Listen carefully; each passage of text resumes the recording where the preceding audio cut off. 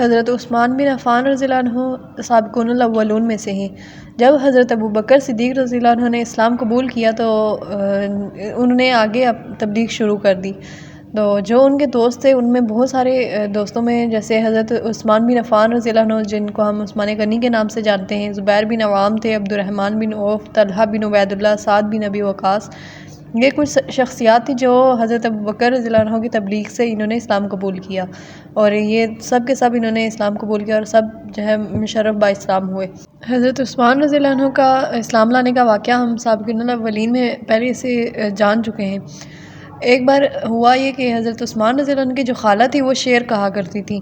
تو وہ کچھ اشعار کہہ رہی تھی کہ ان کا کلام جو تھا وہ ان کی وہ جو باتیں تھیں وہ حضرت عثمان رضی اللہ عنہ پر اثر کر گئی۔ تو انہوں نے اپنے خالہ سے پوچھا کہ آپ مطلب جس چیز کا ذکر کر رہی ہیں یہ تو اس طرح کی چیز پہلے کبھی نہیں سنی اور نہ تو یہ سمجھ میں آتا ہے۔ اس پر حضرت عثمان رضی اللہ عنہ کی جو خالہ تھیں انہوں نے یہ کہا کہ محمد بیٹے عبداللہ کے رسول ہیں اور اللہ کی طرف سے اللہ کی طرف بلاتے ہیں، یعنی کہ عبداللہ جو تھے حضرت محمد صلی اللہ علیہ وسلم کے والد ان کے بیٹے ہیں اور اللہ کے رسول ہیں اور اللہ تعالیٰ کی طرف بلاتے ہیں، اور ان کا قول جو ہے یعنی کہ جو وہ کہتے ہیں وہ سراسر جو ہے فلاح و بہبود ہے اور ان کا حل کامیاب ہے، اور ان کے مقابلے میں کسی کو کوئی چیخ و پکار جو ہے وہ نفع نہ دے گی اگرچہ کتنی ہی تلواریں اور نیزے ان کے مقابلے میں چلائی جائیں۔ اب یہ کہہ کر وہ تو اٹھ گئیں لیکن ان کی یہ جو باتیں تھیں وہ ان پر اثر کر گئیں۔ حضرت عثمان رضی اللہ عنہ کے کیونکہ حضرت ابوبکر رضی اللہ عنہ کے ساتھ بھی تعلقات تھے تو وہ گئے اور جا کر ان کے ساتھ انہوں نے ڈسکشن کی کہ میں تو اس طرح سے میں نے سنا ہے اور میری خالہ یہ اس طرح سے باتیں کر رہی ہیں۔ تو حضرت ابوبکر رضی اللہ عنہ نے ان کو کہا کہ اے عثمان ماشاءاللہ تم تو ہوشیار اور سمجھدار ہو اور حق اور باطل کو تم خوب سمجھ سکتے ہو، اور تم جیسے کو تو مطلب حق اور باطل میں اشتباہ نہیں ہو سکتا، اور یہ جو بت ہیں جن کی ہمارے لوگ پوجا کر رہے ہیں یہ کیا چیزیں ہیں کہ جن کی پرستش میں ہماری قوم مبتلا ہے، اور کیا یہ بت جو ہیں وہ اندھے اور بہرے نہیں ہیں جو نہ سنتے ہیں نہ دیکھتے ہیں اور نہ یہ کسی کو کوئی نفع پہنچاتے ہیں اور نہ یہ کسی کو کوئی فائدہ پہنچا سکتے ہیں؟ پھر اس پر حضرت عثمان رضی اللہ عنہ نے کہا کہ خدا کی قسم بے شک ایسے ہی ہیں جیسے تم کہتے ہو، یعنی کہ نہ تو یہ بت کسی کو نفع پہنچا سکتے ہیں نہ کسی کو نقصان پہنچا سکتے ہیں، اور نہ یہ جو ہے کسی کی بات سنتے ہیں اور نہ یہ کسی کو کوئی جواب دیتے ہیں، اور یہ تو اندھے بھی ہیں۔ اس پر حضرت ابوبکر رضی اللہ عنہ نے کہا کہ واللہ تمہاری خالہ نے بالکل سچ کہا ہے، اور پھر اس طرح انہوں نے بتایا حضرت ابوبکر رضی اللہ عنہ نے ان کو حضرت عثمان رضی اللہ عنہ کو بتایا کہ حضرت محمد صلی اللہ علیہ وسلم نے نبوت کا دعویٰ کیا، اور اس طرح ان کے پاس فرشتہ آیا وحی لے کر اور وہ ساری باتیں ان کو بتائی اور ان کو اسلام کا پیغام دیا، اور حضرت عثمان رضی اللہ عنہ اس طرح حضرت ابوبکر رضی اللہ عنہ کے ساتھ نبی پاک صلی اللہ علیہ وسلم کے پاس پہنچے اور وہاں جا کر انہوں نے اسلام قبول کیا۔ اسلام قبول کرنے کے بعد حضرت عثمان رضی اللہ عنہ نے نبی پاک صلی اللہ علیہ وسلم کا ہر موڑ پر ساتھ دیا، اور مشرکین نے جب ان کو بہت ساری تکلیفیں بھی پہنچائی اور ہر طرح کی جیسے شروع میں مسلمانوں جو اسلام قبول کرنے کا جو ہے اعلان کرتا تھا اور ان کو جس طرح تکلیفیں پہنچائی جاتی تھی حضرت عثمان رضی اللہ عنہ کو بھی اسی طرح تکالیف پہنچائی گئی، کیونکہ انہوں نے بھی اپنے جو باپ دادا کا جو دین تھا بت پرستی تھی اس کو چھوڑ کر اسلام کو قبول کیا تھا، تو ان کو بھی وہی سارا کچھ سامنا کرنا پڑا اسی سب کا جو تمام مسلمان شروع میں کرتے تھے۔ اور مشرکین مکہ نے جب یہ دیکھا کہ دین بدین لوگ تو جو ہے وہ اسلام میں داخل ہوتے جا رہے ہیں تو ان کا جو ظلم و ستم کا دائرہ تھا وہ اور وسیع ہو گیا، اور مزید انہوں نے ظلم کرنے شروع کر دیے اور مسلمانوں کو طرح طرح سے وہ ستایا کرتے تھے۔ تو اس پر پھر آپ صلی اللہ علیہ وسلم نے مسلمانوں کو اجازت دے دی کہ آپ لوگ کہیں اور چلے جائیں اور کہیں اور جا کر آپ لوگ رہ لیں اور آپ ہجرت کر جائیں یہاں سے اللہ کی زمین پر کہیں بھی چلے جائیں تاکہ آپ جو ہے وہاں جا کر اللہ تعالیٰ کی عبادت کر سکیں۔ حضرت عثمان رضی اللہ عنہ ذو النورین کے لقب سے جانے جاتے ہیں، ذو النورین یعنی کہ دو نوروں والا، اور یہ اس لیے کہا جاتا ہے کیونکہ ان کے نکاح میں دو بیٹیاں آئیں نبی پاک صلی اللہ علیہ وسلم کی دو بیٹیاں، ایک حضرت رقیہ رضی اللہ عنہ، اور جب ان کی وفات ہو گئی تو اس کے بعد ام کلثوم رضی اللہ عنہ کے ساتھ ان کا نکاح ہوا حضرت عثمان رضی اللہ عنہ کا۔ جب پہلی ہجرت ہوئی حبشہ کی جانب تو اس وقت جو پہلا جوڑا تھا جس نے اسلام کی خاطر اپنا گھر بار چھوڑ کر حبشہ کی طرف ہجرت کی تھی وہ یہی حضرت عثمان رضی اللہ عنہ اور ان کی بیوی یعنی کہ صاحبزادی رسول صلی اللہ علیہ وسلم حضرت رقیہ رضی اللہ عنہ تھی، اور اسلام کی خاطر یہ پہلا جوڑا تھا جنہوں نے ہجرت کی۔ پھر دوسری بار جب حبشہ کی طرف ہجرت ہوئی تو جب پہلی ہجرت وہاں پر ہوئی تو کچھ افواہیں اڑی کہ اب جو ہے مکہ کے لوگوں نے اسلام قبول کر لیا، اور اب جو پہلے معاملات کشیدگی اختیار کر چکے تھے وہ اب ٹھیک ہو گئے، تو یہ لوگ واپس آ گئے۔ اور جب یہ راستے میں پہنچے، آدھے راستے سے یا مکہ کی حدود میں داخل ہوئے، تو تب ان کو معلوم ہوا کہ وہ خبر جھوٹی تھی، اور یہ پکڑے گئے، اور کوئی کسی کے پناہ میں داخل ہوا اور کوئی کس طرح سے مکہ میں داخل ہوا۔ تو جب دوسری بار حبشہ کی جانب ہجرت ہوئی تو اس وقت بھی انہوں نے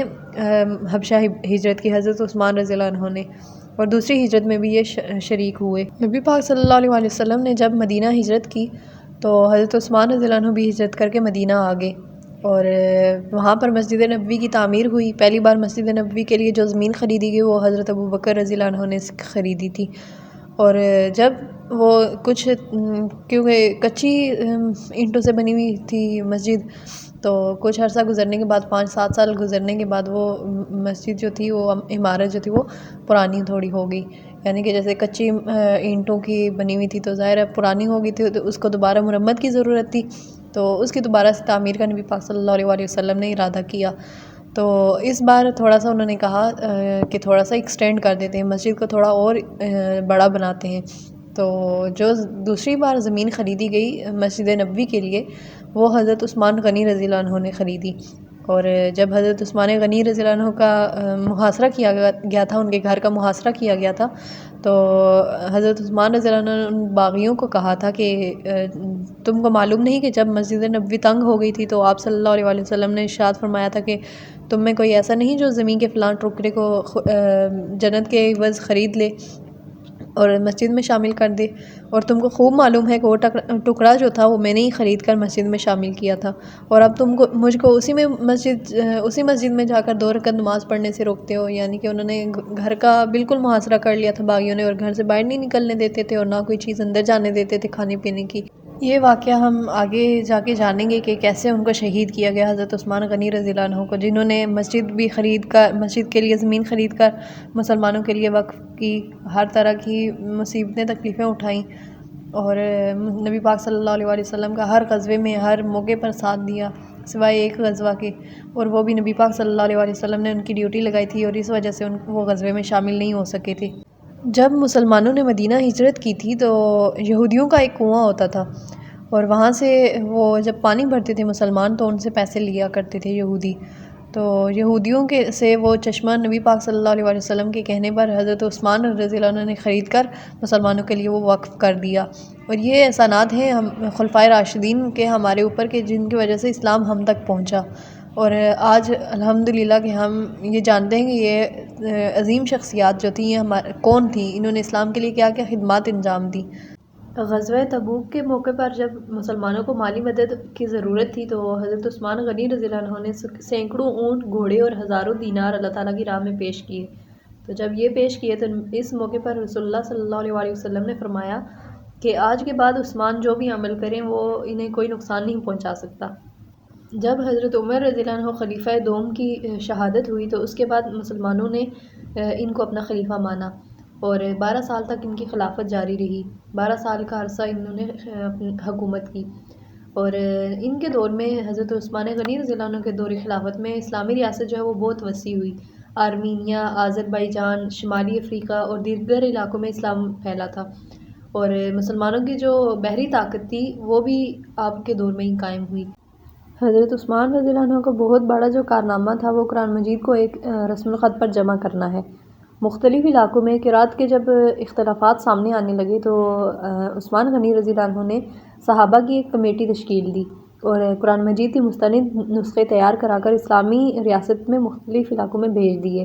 اور اسی وجہ سے آج دنیا بھر میں جہاں کہیں بھی مسلمان ہیں وہ سارے ایک ہی قرآن پاک پڑھتے ہیں، یعنی کہ کہیں بھی آیات میں کوئی رد و بدل نہیں ہے، کوئی آیت ایک دوسرے سے نمبرنگ میں کوئی ڈیفرنس نہیں ہے، لفظوں میں کوئی فرق نہیں ہے، اور یہ سارا جو ہے ایک عظیم خدمت ہے حضرت عثمان غنی رضی اللہ عنہ کی مسلمانوں کے لیے، اسلام کے لیے، اور یہ ان کی عظیم قربانیاں ہیں جو ان کا ہم اعتراف کر رہے ہیں۔ حضرت عثمان غنی رضی اللہ عنہ بہت زیادہ راتوں کو عبادت کیا کرتے تھے، اور قرآن پاک کی تلاوت سے ان کو بہت زیادہ محبت تھی، بے حد محبت کرتے تھے۔ بعض روایات میں آتا ہے کہ ایک ہی رات میں پورا قرآن پاک مکمل کر لیا کرتے تھے، اور نہایت رحم دل تھے، درگزر کرنے والے تھے، اور مزاج ان کا انتہائی نرم سخی تھے اور شریف اللفظ انسان تھے۔ اور سب سے جو نمایاں ان کی صفت تھی وہ تھی ان کی حیا، بہت زیادہ حیا فرماتے تھے۔ رسول اللہ صلی اللہ علیہ وسلم نے فرمایا کہ کیا میں ایسے شخص سے حیا نہ کروں جس سے فرشتے بھی حیا کرتے ہیں۔ حضرت عثمان غنی رضی اللہ عنہ اتنے زیادہ نرم مزاج تھے کہ اگر کسی نے آپ کے ساتھ سختی کا معاملہ کیا بھی تو آپ نے آگے سے بدلہ نہیں لیا بلکہ اس کے ساتھ نرمی سے پیش آتے تھے۔ اور وقت گزرنے کے ساتھ ساتھ لیکن پھر کچھ فتنہ پرست عناصر نے اسلامی ریاست میں جو ہے انتشار پھیلانا شروع کر دیا اور جھوٹے الزامات لگا کر اور جھوٹی افواہیں پھیلا کر لوگوں کو حضرت عثمان غنی رضی اللہ عنہ کے خلاف بھڑکایا۔ اور اس طرح جو لوگ جو تھے وہ کچھ لوگ باغی ہو گئے اور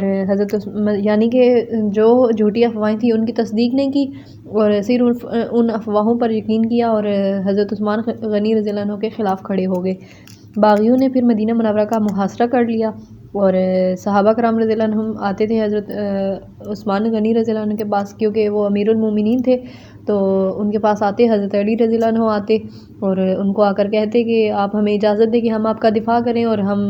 مسلمانوں کا دفاع کریں۔ تو حضرت عثمان غنی رضی اللہ عنہ فرماتے تھے کہ میں اپنے صرف اس لیے کہ میری وجہ سے مسلمانوں کا خون بہے میں اس کی اجازت نہیں دیتا، اور انہوں نے لڑنے کی اجازت نہیں دی۔ جو صحابہ کرام تھے، حضرت علی رضی اللہ عنہ کے بیٹے امام حسن اور امام حسین علیہ السلام، یہ دونوں بھی دروازے پر پہرہ دے رہے، باقی بھی طلحہ بن عبید اللہ یہ سارے دروازے پر پہرہ دے رہے۔ اور باغیوں نے کیا کیا، وہ پیچھے والے دروازے سے کہیں اندر آئے، پچھلے دروازے سے داخل ہوئے اور انہوں نے آ کر حضرت عثمان غنی رضی اللہ عنہ کو شہید کر دیا۔ اور حضرت عثمان رضی اللہ عنہ کی بیوی حضرت نائلہ رضی اللہ عنہ جو تھی وہ دفاع کے لیے آگے آئیں تو اس میں ان کے بھی ہاتھ کی انگلیاں کٹ گئی اور اس طرح حضرت عثمان رضی اللہ عنہ کو شہید کر دیا گیا۔ انہی باغیوں میں حضرت ابو بکر صدیق رضی اللہ عنہ کے بیٹے محمد بن ابو بکر رضی اللہ عنہ بھی تھے۔ اور جب وہ آئے اور انہوں نے آ کر، کیونکہ باغیوں میں وہ بھی شامل تھے، تو جب وہ آئے اور انہوں نے آ کر حضرت عثمان رضی اللہ عنہ کو داڑھی مبارک سے پکڑا تو حضرت عثمان رضی اللہ عنہ نے ان کو کہا کہ آج اگر تمہارے والد یعنی کہ حضرت ابو بکر ہوتے تو وہ تمہیں اس حال میں دیکھتے تو ان کو بالکل مطلب اچھا نہ لگتا۔ تو حضرت محمد بن ابو بکر جو تھے وہ فوراً سے ان کو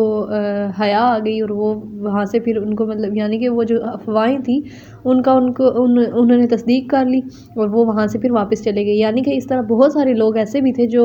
صرف افواہوں پر یقین کر کے آ گئے تھے لیکن انہوں نے پھر وہاں پر قتال نہیں کیا۔ حضرت عثمان رضی اللہ عنہ کی شہادت میں وہ ملوث نہیں ہوئے بلکہ وہ اپنی تصدیق کر کے وہاں سے واپس چلے گئے۔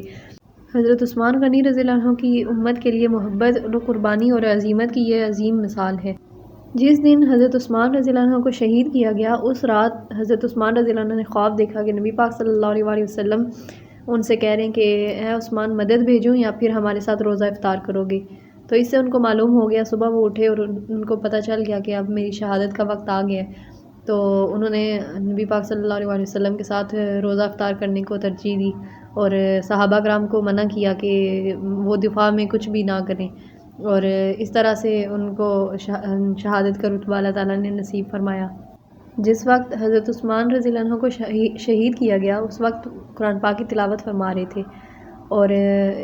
روزے سے تھے اور روزے کی حالت میں ان کو شہید کر دیا گیا۔ حضرت عثمان غنی رضی اللہ عنہ کی زندگی ہمیں حیا، سخاوت، صبر، عبادت اور دین کی خدمت کا درس دیتی ہے۔ اگر ہم ان کی سیرت پر عمل کرنا شروع کریں تو ہماری زندگی بھی انشاءاللہ ویسی ہو جائے گی۔ اللہ تعالیٰ ہمیں حضرت عثمان رضی اللہ عنہ کی سیرت پر عمل کرنے کی توفیق عطا فرمائے۔ آمین۔ وآخر دعوانا ان الحمد للہ رب العالمین۔